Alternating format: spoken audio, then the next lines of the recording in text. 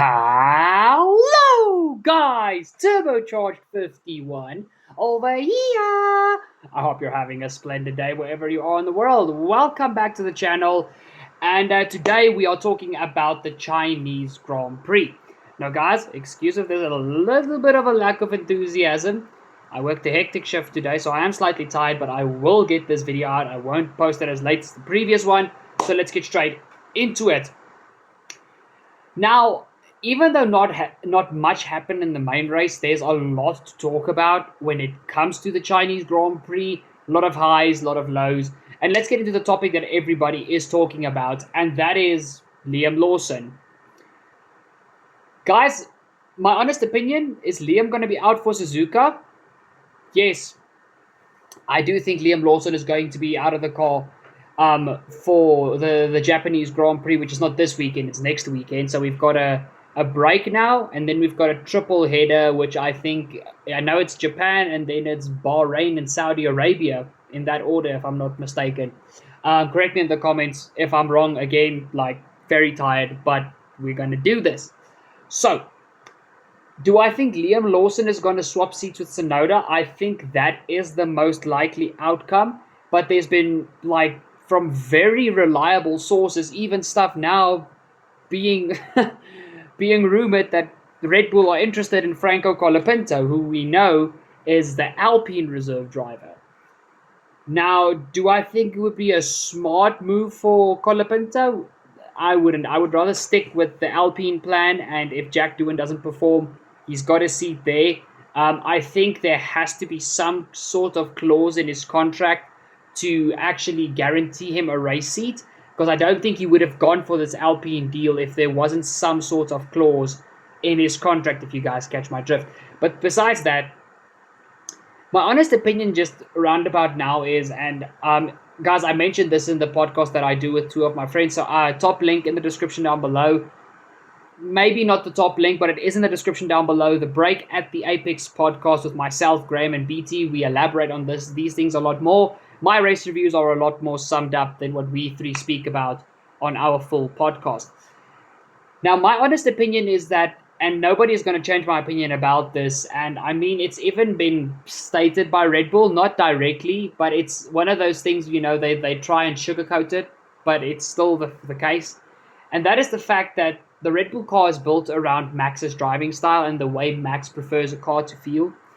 And the only driver that I can see perform next to Max, to be honest, because they have a very similar driving style, is Fernando Alonso. But that is about it. And even me being an absolute Alonso fanboy, Alonso to me is my favorite of all time, and there will never be somebody that tops Fernando. I still don't think he'll have what it has to even match Max. Because let's be frank, Red Bull don't want somebody that can beat Max. They want somebody that can equal Max at the best, but at minimum be a tenth, 2/10 a lap down on race pace to secure solid points, to be within the battle of your McLarens, Ferraris, Mercedes. And right now, unfortunately, Liam Lawson has statistically had the worst Red Bull career start of any driver that team has ever appointed. And it's not something that's a fun statistic to have. And I also, even though I'm not a big Liam Lawson fan, I feel for the young man, because you can tell when he got the call up, his heart and soul was in it. And now, within 2 races of the new season, the possibility of him being demoted or just losing his seat completely is very high. And I'm not going to talk about this much because I did do that on the big podcast, but I am still of the opinion that Red Bull are ruining young rookie careers. Graham stated it so perfectly. A driver like drivers like Pierre Gasly and Alex Albon will never get top tier, your top team seats, due to what they went through with Red Bull. And unless teams like Alpine and Williams develop their way to the front, they're not getting to the front. And all these young rookies that are going through Red Bull are going to be sitting in the same boat. They might still be in F1, but they're never going to reach the top echelon. And that to me is sad. But to sum it up, is it deserving for Liam to lose the seat? I think it's not. He's getting into the toughest car on the grid to drive, and to give him just 2 races, I feel is a bit bad. I do realize his performances were very, very subpar. I mean, qualified P20 for the sprint and the main race in China, and what was it, 18th in Australia. And race pace wise, it's not much better. So I understand why this is going the rounds and why Red Bull might be doing this, but I still feel it's highly unfair. And yeah, guys, let me know in the comments down below what your opinions are. Let's talk about it in the comments up and down. And while you're down there, don't forget to drop a like down below. Now let's get into Ferrari. Now, you guys are probably expecting me to do a Matt Gallagher and completely freak out and be overly dramatic, and besides the fact that I'm too tired to do that, and I usually would, I actually have taken away more positives and negatives about this weekend for Ferrari.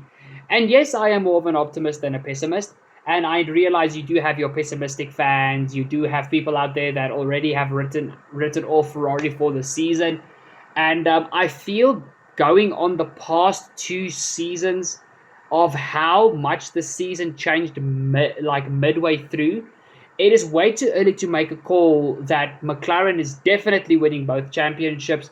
And then you've got a battle, because the latest is you've got a battle between George Russell and Max Verstappen for third. It's way too soon to call that. And the reason I want to get to Ferrari really impressing me this weekend, even though it ended in tragedy with both cars being DQ'd, Leclerc being underweight, and Hamilton having too much wear on his skid plate on the bottom of the car. Main thing for me is, even though McLaren won with Piastri first and Norris second, it wasn't a max level dominant race, if you guys understand what I mean. McLaren didn't win by 30, 40, 50 seconds. They didn't do that. The gap from Piastri to Norris was less than 10 seconds, and then the gap from Piastri to Russell, who finished third, was just over 10. I think it was 11.097, something crazy like that. And if you take into regards how close the Ferraris and Max and everybody was behind them, it's very clear that these top 4 cars, well, the top 3 teams and Verstappen, are extremely, extremely closely matched. And I talked about it in the main podcast as well, that dirty air played such a massive role this weekend, and China usually being a track that it's relatively easy to overtake at, was a knockoff Monaco. It's as if the cars just couldn't pass each other. Coming out of that turn, turn 12, banked corner, coming onto the back straight. And besides that, it's just the cars that lead. And the perfect example is this weekend between the sprint and the main race. Lewis eventually started to extend in the sprint race because he was leading. He was not in dirty air. He had clean air in front of him, and that car looked the quickest in race pace. We go to the main race. McLaren lead, and they look like their dominant selves. But again, I want to reiterate, the gaps between the different cars and drivers were not as large as people are making it out to be. And if you go back on lap time delta, lap by lap, and you put the top 8 cars like side by side with each other, there were stages of that race where their times are basically identical. And I'm talking from your McLaren to your Ferrari to your Verstappen to your Mercs. There's certain parts of the race, different timelines within tire wear, different timelines within as the fuel burns off and everything, where these cars, it's almost as if there's RNG. For those of you guys that don't know what RNG means, it means random number generation. It's a gaming term of meaning everything gets pulled together to make everything closer. And it's as if these cars, even though it's not really possible for something that's happening in real time, it's as if there was RNG on these cars, because there's parts of the races where they go from scattered to this. And it's just a mix. And it's awesome to see. And for me, the thing is, qualifying has never been as important as it is now. if you mess up qualifying, you're giving yourself a near impossible task in the race, because the cars at the front, especially the top 4 in my opinion, are the cars that get the cleanest air. They're the cars that can manage their tires the best, and they're the cars that are going to perform the best. And if you go to the next race weekend and you take the cars from 5th to 8th and you swap them around with first to 4th, you're going to have the exact same effect with the other 4 different cars. That is how things are looking right now. So, and again, this comes back to the point that I made of, to write any of the top 4 teams off right now would be and I'm sorry to be blunt, but it would be a bit idiotic on your part, and also very pessimistic. I mean, if Russell managed to overtake Norris on that final lap, literally Russell needed 4 more corners and he was past Lando with his brake issue, Russell would have been leading the championship, and he hasn't won any of the races. He's just been a consistent podium sitter so far. Yes, that is crazy to say. You've got Lance Stroll ahead of the Ferraris, but after Ferrari really had a very subpar performance in Australia and just the definition of bad luck in China, but they were there. Lewis won the sprint race in very, not dominant, but demanding fashion. Charles didn't look bad. Charles looked good with a broken front wing. And yes, if you look now scientifically and statistically, if the car had a full wing, the car would have been faster. There's no 2 ways about it. But even with a not optimal car, he was still fast. He was still able to match the McLarens, to match Russell, to match Verstappen. And I think this top 15, you guys can see I'm tired, right? These top 8, the 8 cars in the main battle, it's going to be literally a thing of who optimizes their setup the best, who does the best in quali, and who can get the best pace out of their tires in the race. And this sounds like a very generic thing, but isn't that what it is every race weekend? It is, but it is to so much more finer detail in this current season of F1. And the team that does their homework the best is going to have a lot more fruits to pluck than any of the other teams. And to be honest with you, I'm still not throwing Ferrari away. I'm not even throwing Mercedes away. Heck, I'm not throwing Verstappen away. You just can't. And I honestly think that we are still going to have such incredible surprises this season. And I think the championship picture is still going to change more than once. But with that out of the way, let's quickly talk about the rookies. So, Lawson, we have already covered that. Gabriel Bortoleto, the mistake he made at the start of the Grand Prix really cost him a lot. And unfortunately, with him and Hulkenberg still driving a wheelie bin, and we saw that car is still wheelie bin-esque in dry conditions this weekend, and that Kick Sauber going into Audi still have a lot of work to do. Bortoleto still beat Hulkenberg, but his mistakes cost him a lot. And I think if those mistakes weren't made, it would have been a much better performance from Bortoleto. Then going to Kimi Antonelli and Isaac Hadjar, Racing Bulls completely screwed both their drivers with the most horrible strategic choices of this race, even worse than Ferrari with Hamilton. And it cost them extremely, extremely good points that they've thrown away 2 weeks in a row now. In Australia, they threw it away with Yuki, but again, the conditions, you can really use that as an excuse because the conditions were horrible. And then going to China, it was just that there's no excuse there. They messed up.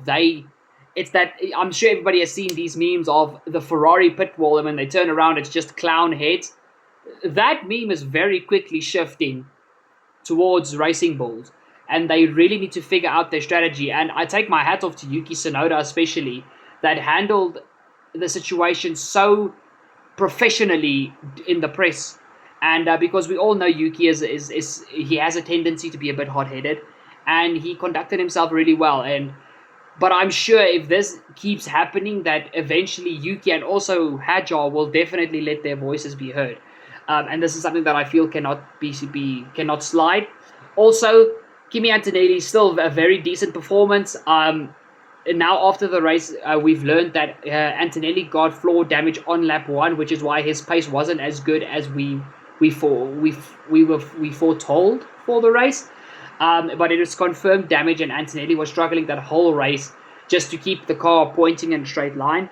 He said the car was very unpredictable to drive, and that cost him. But the fact that Antonelli won driver of the day, very much disagree with that, because even though I hate to admit it and I don't like him as a driver, the driver of the day had to be Esteban Ocon. P5 beating a Mercedes in a car that just a week ago looked like the wheelie bin. And now all of a sudden, poof! Hello, Haas F1. Where did that come from? I think Haas are still very much figuring out this car. I feel they're very much in the same boat as Ferrari, where they haven't optimized this to perfection. They're not near to optimizing this to perfection. But what this weekend showed is that car is a fast midfield car. And as soon as they figure it out and the optimization process has properly been conducted, that car is going to be a big midfield threat. And again, I am very much concerned for my preseason's prediction video. By the way, that video is not far below this one. Go check it out if you guys want to see what crazy stuff I came up with for my preseason predictions for the 2025 Formula 1 season. And then finally, I want to speak about Ollie Bearman. Ollie Bearman showed so much this weekend. Not by far from a perfect weekend, but compared to Australia, tons and tons better from Ollie Bearman. And I'm still of the opinion that as the season progresses, he is going to beat Ocon. Ocon does have these one-hit wonder performances about 2-3 times a season, sometimes a little bit more. But most of the time, he has your average F1 performance. And I feel Ollie Bearman is just, there's something special about this kid. And I feel the same way. Hadjar is starting to prove me wrong, but he's not there yet. But I feel the same about Antonelli and about Bortoleto. Bortoleto can't help that he's in a wheelie bin, and it's even the correct color for a wheelie bin in specific countries. And more than that, Antonelli is, obviously, he's in the highest, okay, no, besides Lawson, but Antonelli is in the highest pressurized team, and he has to perform against a very consistent and very on fire George Russell right now. So I still think after this season, we're going to have a very good opinion about Bortoleto, Antonelli, and Bearman. But I think these guys are here to stay for the long run, and I really hope they do, because Ollie is such a lovable character. The same with Antonelli. And Bortoleto hasn't been shown much in the press yet, but that thing that they did before the Australian Grand Prix, like, what was it? The rookie roundtable. That was such a good video to watch, and these rookies really do have good attitude and good feelings about them. And if this is the next generation that we're going to lead into F1, I'm here for it, man. Sign me up. It's going to be good. The racing is going to be intense, and these drivers have the potential to really, really be superstars. And I'm very keen to see what they do for the rest of the season. And then finally, a team that I quickly want to get to, a team and a driver is Aston Martin. Obviously, we know Aston Martin are really going to do very minimal this season with that car. They are fully focused on the new regs and 2026 and onwards. Obviously, with the new Honda partnership and a bunch of things happening for Aston Martin, investing millions upon millions of dollars on their facilities, trying to get that team to be at the front of Formula One and make it the team that it deserves to be, especially driving under the Aston Martin name. If you look at Aston Martin in any other racing category that they have taken part in, Aston Martin has been such a big and prominent and dominant name in certain motorsport timelines. And honestly, I'm here for it. I really, really hope that Alonso is able to stay with them up until that happens. I would love to see a Fernando Alonso and Max Verstappen combo, because also if you guys are actually very in depth into F1 social media and all these things like I am, you would know that there have been rumors now for a fair few months that there's a big possibility that Max Verstappen is looking towards an Aston Martin seat in the future. And I mean, it was also mentioned on the big podcast, guys. Again, link in the description down below. Go check out our main podcast. We would love the support over there as well. Myself, Graham, and BT. Max can even go to Ferrari. I mean, Lewis is not going to be at Ferrari for 10, 15 years. Lewis has got 3, max 5 years still in him, and then he's going to go into his ambassador role at Ferrari. And any team on that grid wants Max Verstappen in their machinery. And who better to replace Lewis Hamilton than an already successful multiple-time world champion with a very dominant and, what's the word I'm looking for? Dominant and down to the nitty-gritty driving style, for a lack of better words. Ferrari is a possibility, but at this moment, as of the making of this video, Aston Martin is the biggest contender for Max, and they've got the financial backing. Not that Max is looking towards money. Max is there for one reason, and that's to win. And he said this. He's not there for the money. He's there to win. And if Aston Martin can sweeten the deal with a bit of money, and they can actually show him results of what they are doing in their new wind tunnel, what Adrian Newey is now doing newly to that team with these new regs, and they can show Max that, yeah, we might struggle for the first 2, maybe 3 years, but after that, with the help of your inputs, we can be champions, but we need you. And here's a little bit of ching-ching to sweeten the deal. It's very possible that Max can go. It's very, very possible. But back to Aston Martin again, like we said, because I went on a tangent now, it's very clear that Aston Martin are not going to spend a lot of money and time and effort into this current content because they are focused on 2026. And the main thing that I want to get to is this whole thing that people are saying, no, Alonso is washed now. Can I just say, guys, both races that he's DNF'd now has not been his fault. And I can see the comment. But he crashed in Australia. Yes, due to the car in front of him, Gasly, throwing a crap ton of gravel onto the racing line. If you even go look at Alonso's onboard, if you have the F1 TV app and you can go back and go onto the onboard, that is the way Alonso hit that corner every single damn lap. Why was it different on that specific lap? Gravel. And it could have been any other driver that made that mistake. And now we go to China and was it 5, 10 laps into the race? I can't exactly remember. Brake failure. That is not on Alonso. And I'm going to reiterate something that Tom Bellingham said as well. Every time Alonso has been knocked out, because everybody's like, oh, Stroll is destroying Alonso. Nobody cares. But the only reason Stroll is beating him is because, first of all, he DNF'd twice now.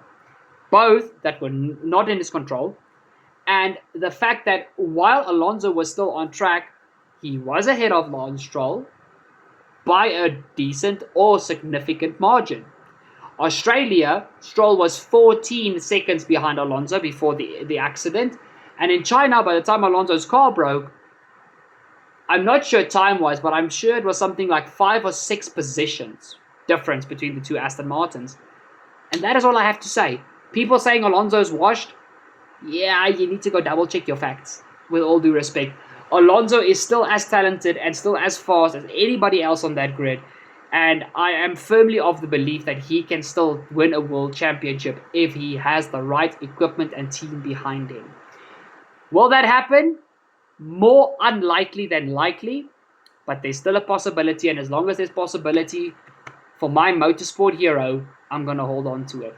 But guys, that has been my 2025 Chinese Grand Prix race review. Let me know what you think in the comments down below. Let's have a chat about it. Keep it respectful, keep it nice. Let's have a good F1 chat. Make sure to drop a like down below on the video. And if you've not yet subscribed to this channel, and this is the first time you see my extremely tired but gorgeous face with my big ass forehead, and you have not yet subscribed, what are you doing? Hit the subscribe down below, and don't forget to ding that bell to never miss a future video, short, or live stream here on Turbo Fox Racers. 2025 is going to be a good year, guys. Remember, your mind is to be stronger than your feelings, and I love you guys. See you guys for whatever piece of content comes next. Cheers!